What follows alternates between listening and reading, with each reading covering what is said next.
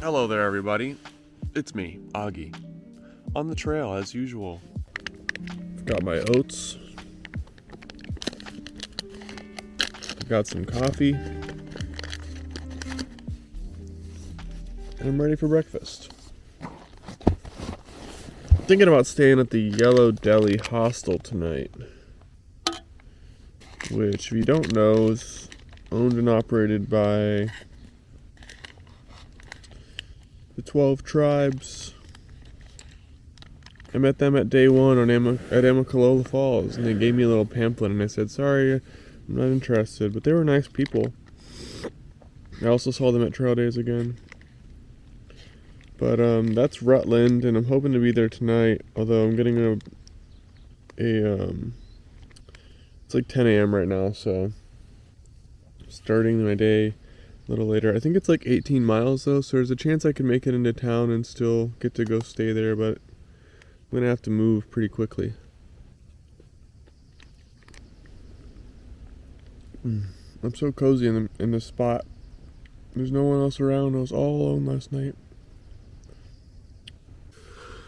Okay, well, I forgot my phone, or my camera was off, but I did just get a hold of the hiker hostel in Rutland and talked to David, and real nice guy. He said, yep, we definitely got a spot for you, and you can, give me a call when you get close to the road, and if you can't find a ride, I'll come get you. So, Rutland tonight. I'll be able to do laundry and all that. And it's right in the town of Rutland, so I will be living large.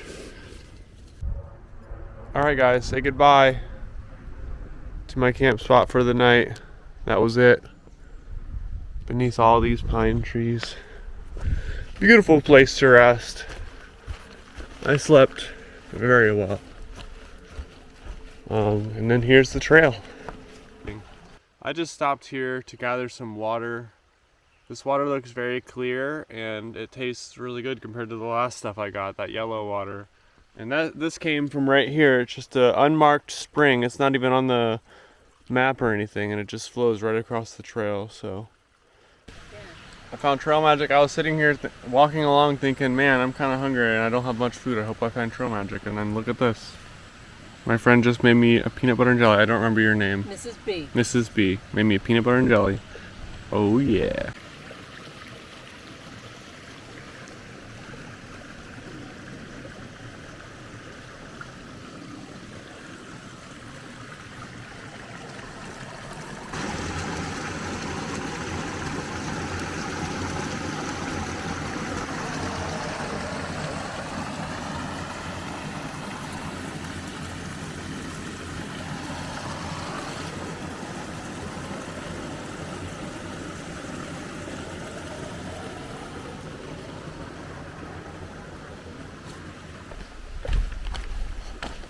Hang on a second.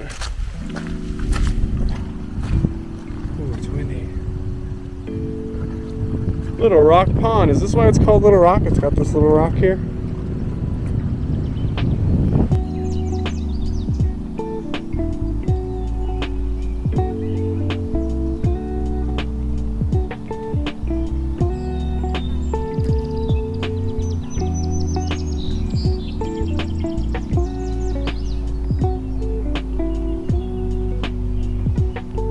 Behold, instant coffee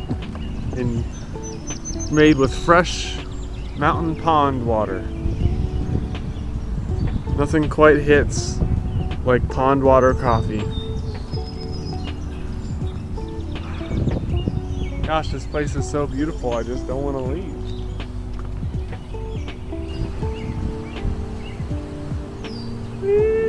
Little Rock Pond. You guys, this place seems special. I can't put my finger on it, but I can't think of how to describe it. It's like, this is the kind of place I can imagine some people meeting here and becoming lovers and holding this place close to their heart. Or I don't know, I just feel like there's a certain resonance. There's a good vibes around this lake here. Alright, let's try this pond water coffee out.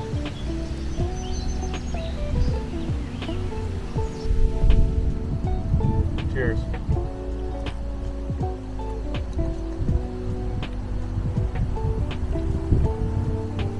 You know, it's alright. It's not the best, but it's alright. And I don't think it's even the pond water that is the reason that it's not the best. Pond water is great. I think it's just the Folgers coffee. A, I only put one packet, so it's kind of weak for this pint of liquid. Pint of pond water. B, it's just Folgers coffee. So nothing special.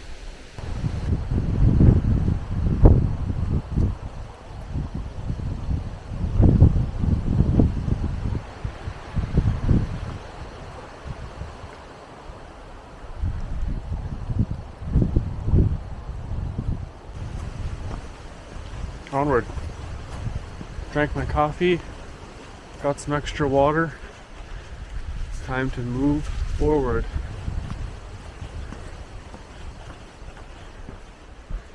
Rutland tonight. David from the Yellow Deli hostel texted me a minute ago and asked if I needed a ride. That's very nice of him. So I just replied and said that I wouldn't be there till around 7 tonight because at this rate, that's the reality. So we'll see what he says, but he did say I could get there anytime before 10 p.m. and I'll have a place to stay. So but we'll see if he can still get me from the trailhead that late. Well, some people have been asking me why I'm hiking alone, and if it's like by choice or by circumstance, and I'd say it's a little bit of both. I'm ahead of the bubble by far, so there's much less people on the trail, so I have far fewer options of groups to kind of tag along with. Also, when you meet people on trail, part of what decides whether or not you're going to hike together with them is how much you have in common and like your chemistry and your interests. And a lot of times you'll have totally different interests, but as long as you have some kind of chemistry, you'll hike together, you know. And that's what's beautiful about the trail, and it brings people together that otherwise would never have extended conversations or time spent together. So that's really cool. But yeah, so it's a little bit of both. I'm picky with who I really spend my time around. I'd love to make friends and meet people, and I'll definitely made a lot of friends on the trail. But as far as people who happen to have the same pace as me and people who I want to like perpetually be around, when you take both of those factors and then mix that with the thinness of the bubble, there's just not a lot of thru hikers out here in this part where I'm at. A lot of my friends are ahead of me. There's a bit of a bubble ahead when the major bubble is like 2 weeks behind. So those are my thoughts on that. I'm content being solo, and it's a little bit of both. Also, I spend more time in towns around Wi-Fi and electricity because I have to charge up my battery banks, have to keep my camera running, keep it rolling, have to keep the editing flowing and make the posts.